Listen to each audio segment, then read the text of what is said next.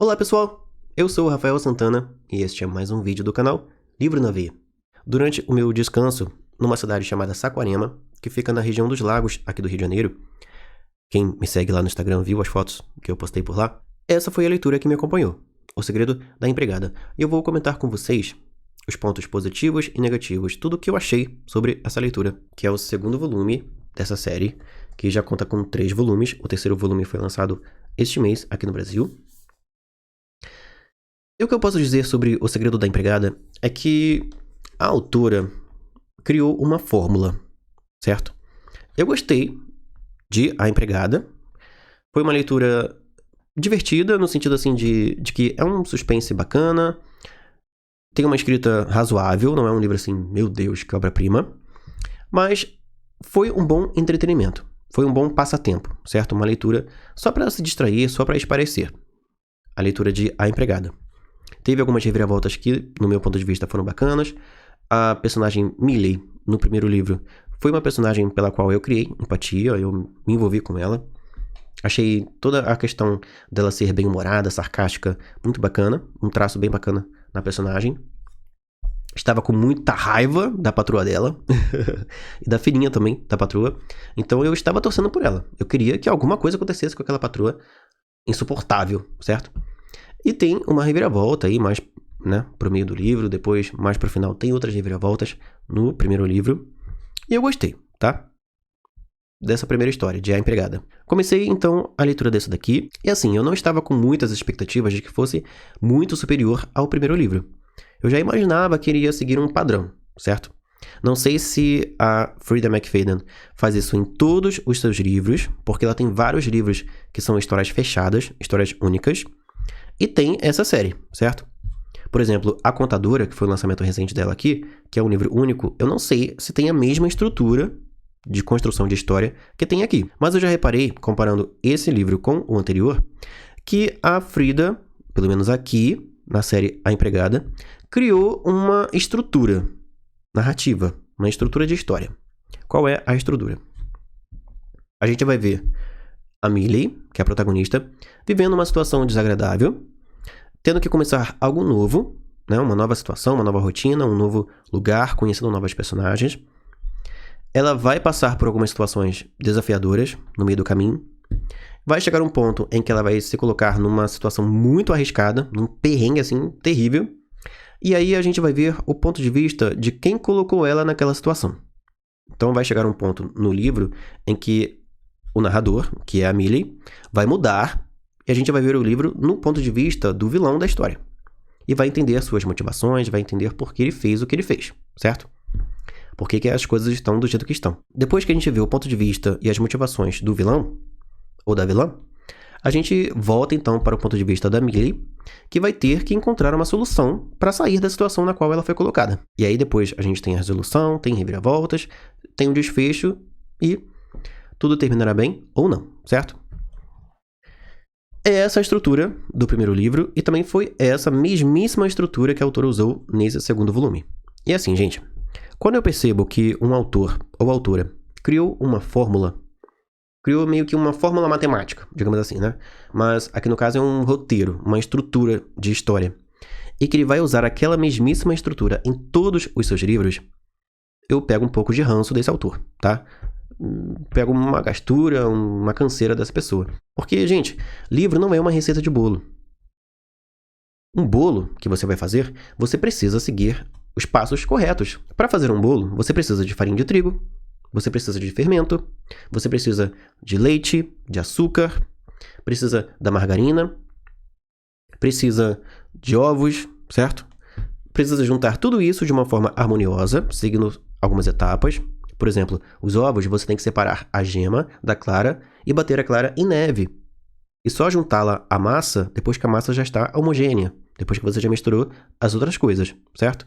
Tem que bater a massa delicadamente para ela não ficar maçuda e acabar deixando o bolo solado, né, como se diz.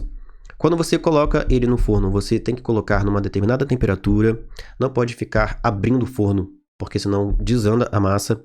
Ou seja, uma receita culinária, você precisa seguir uma certa estrutura, uma sequência de etapas, para que aquela receita dê certo. para que sempre saia igual àquela receita. Agora, um livro, mesmo que o livro pertença a uma mesma série, ao mesmo universo, tenha o mesmo protagonista, eu acho preguiçoso da parte do autor ficar fazendo exatamente a mesma coisa que ele fez nos livros anteriores. Por mais que tenha um personagem diferente, ou um desfecho diferente, um acontecimento diferente, a maneira como tudo se desenrola é igual. E eu me decepcionei um pouquinho com esse livro nesse quesito. A história é bem simples, assim como foi a história do primeiro livro. A gente tem a Millie trabalhando para uma mulher, muito, sabe, uma madamezinha, que tem uma filhinha que começa a chamar a Millie de mama, ou de mamã. E aí essa patroa atual da Millie, que é extremamente, sabe, essas madames, né, cafonas, que acham que são incríveis, né, ficam gastando dinheiro do marido e acham que estão podendo, né, que são poderosas. Ela fica extremamente aborrecida com a Millie. Como assim? Você está ensinando minha filha a te chamar de mãe? Eu que sou a mãe dela. Mas ela mesma não passa quase tempo nenhum com a criança. Quem passa mais tempo com a criança é a Millie, que muitas vezes precisa deixar as aulas da faculdade de lado para fazer hora extra durante suas faxinas para cuidar daquela menina. Ela está fazendo a faculdade para tentar uma vida melhor, né? Ter uma vida melhor. E ela é dispensada por essa primeira patroa no comecinho do livro. E ela fica numa situação complicada porque ela tem o aluguel de um apartamento terrível no Bronx. Um apartamento muito forreca, mas é o que ela pode pagar. E acho que é Bronx, né? O bairro ali em Nova York, barra pesada, onde ela mora. E aí ela se vê numa situação complicada, precisa arrumar um outro trabalho, uma outra faxina, o quanto antes. Só que ela tem antecedentes criminais. Ela já matou uma pessoa quando era adolescente. Então, assim, ela não consegue empregos de forma tradicional, certo? Ela precisa se vender. No caso, ela faz anúncios em jornais para conseguir encontrar alguém que queira contratá-la.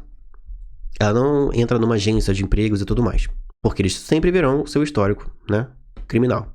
E vão ver que ela já foi presa e tudo mais, certo? Por muito tempo, inclusive. A Millie, então, está desempregada e precisa encontrar um novo trabalho. A sua vida financeira não anda muito bem, mas a sua amorosa, aparentemente, está muito boa, porque ela está namorando um jovem advogado chamado Brock, que é rico, de boa família, e que a ama. Ele a ama, ele quer que ela vá morar com ele, ele quer que ela seja sua esposa. Mas a Millie, que estava junto do personagem Enzo, que é o italiano jardineiro que trabalhava na casa onde ela trabalhou no primeiro livro, eles estavam juntos, mas ele precisou voltar para a Itália para cuidar da mãe dele, que estava doente, e nunca mais deu sinal de vida. E ela não sabe se ele vai voltar ou não, tal, e ela seguiu a vida dela. Começou a namorar, então, esse Brock. E ele quer muito aprofundar o relacionamento dele com ela. Mas ela não. Porque ela quer mais liberdade, mais autonomia, mais controle sobre a sua vida. Então ela não aceita, né? Ela fica ali relutando, inventando desculpas para não ir morar com ele no apartamento dele. Deixa eu respirar. E ela põe um anúncio, então, no jornal para conseguir, né, um novo cliente, uma nova pessoa para quem ela possa trabalhar. E logo aparece um candidato. Um homem chamado Douglas Garrick. Deixa eu confirmar aqui o sobrenome dele. Garrick. Douglas Garrick, tá? Eu achei que fosse Garrick. Esse homem, ele é podre de rico. Ele tem uma empresa de tecnologia. E ele ficou muito rico. E tem um apartamento numa área nobre, ali de Nova York. Todos os móveis do seu apartamento, inclusive, são bem antigos, assim, são relíquias. E cada móvel deve ter custado uma fortuna pela cara, certo? Do móvel, que é coisa boa, de primeira qualidade. E antiga, né? Antiguidades. Ele é um homem muito rico, casado com uma mulher chamada Wendy, que quase não aparece, quase não mostra as caras.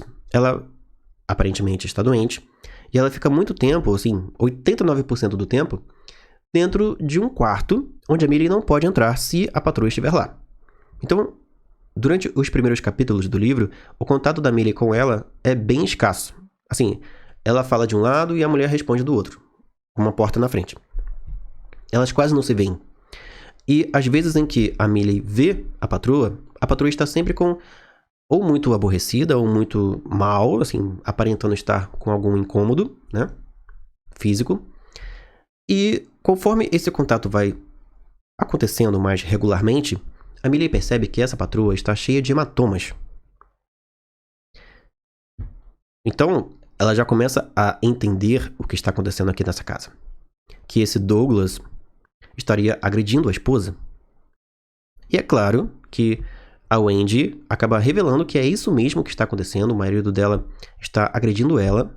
Ele é muito controlador, ele a trata muito mal, ele controla até o que ela vai comer. E ela quer muito se libertar dessa situação, dessa vida. E como a Millie já ajudou outras pessoas antes, certo? Incluindo... Não vou falar para não entregar spoiler do primeiro livro.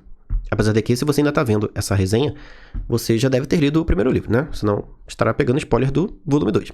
Mas ela acredita que a Millie possa ajudá-la. E a Millie realmente ajuda. Só que vai chegar um momento aqui da história que a Millie vai se ver numa encrenca terrível. E eu não vou dizer o porquê, tá? Para não entregar esse spoiler gigantesco para vocês. Mas a partir dessa situação, a história vai sofrer toda uma guinada.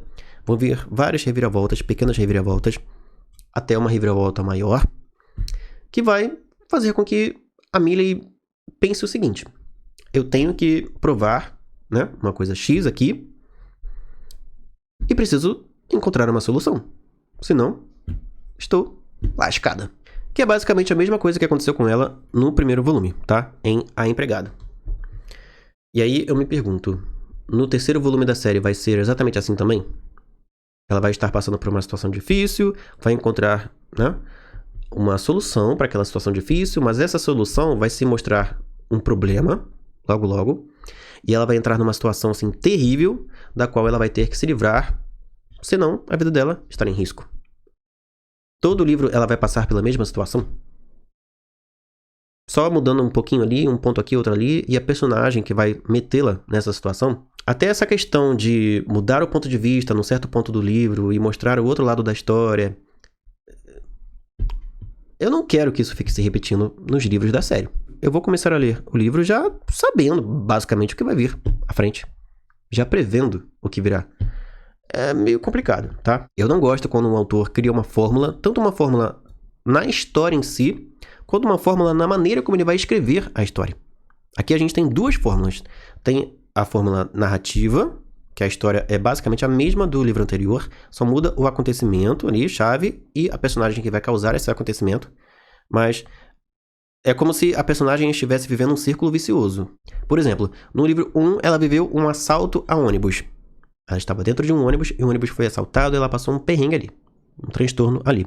Aí no livro 2, um assalto num restaurante. Vai ser um cenário diferente, com personagens diferentes, mas é a mesma coisa, a mesma situação, né? Um assalto. No livro 3, já vai ser um assalto num hotel. É outro cenário, com outros personagens, com outra motivação, mas a base, o acontecimento base da história é o mesmo. Assalto. Para que eu vou acompanhar vários livros diferentes repetindo o mesmo plot?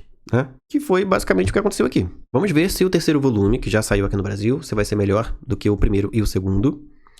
O primeiro eu gostei porque era uma novidade. Era a primeira vez que eu estava tendo contato com a autora e com aquela história e com aquele personagem. O 2 basicamente foi um clone do 1. Só mudou uma outra coisa ali, mas a estrutura da história é a mesma. E até a maneira como a autora constrói a escrita da história é a mesma. E o 3? Vai ser uma cópia do 2 e do 1? A autora vai inovar, vai ficar seguindo uma fórmula para sempre, ao longo de toda a série. E aí? Complicado, né? Mas, no geral, eu gostei do livro, não foi uma trama ruim. O clímax da história e o desfecho em si, pra mim, foram um pouquinho previsíveis. Só a parte de uma substância que tem aqui na história. Não vou dizer exatamente que substância é essa, senão vocês vão saber logo de cara, quando pegarem o livro para ler. Mas tem uma substância aqui, certo? Que vai ser usada de uma forma X, que essa parte aí da história, do desfecho do livro, certo? Do clímax da trama, eu não esperava. Não adivinhei, certo? Antes da coisa acontecer. Mas o restante eu já estava prevendo. Porque a autora repetiu não só a estrutura da história, da trama do livro, como também a estrutura da escrita. O livro começa com uma cena de alguém testemunhando uma situação bem complicada, né? Um assassinato e tal. E se colocando, né? Se encontrando também numa situação de perigo. E aí vem, né? basicamente aquilo que eu já contei pra vocês. Só que esse negócio de colocar uma cena no começo do livro, certo? Meio que mostrando algo que vai vir à frente, pra mim, atrapalha o livro. Mas é isso, gente. Eu vou ficando por aqui. Um forte abraço pra você que viu esse vídeo até aqui. A gente se vê nos próximos vídeos aqui do canal. Tchau!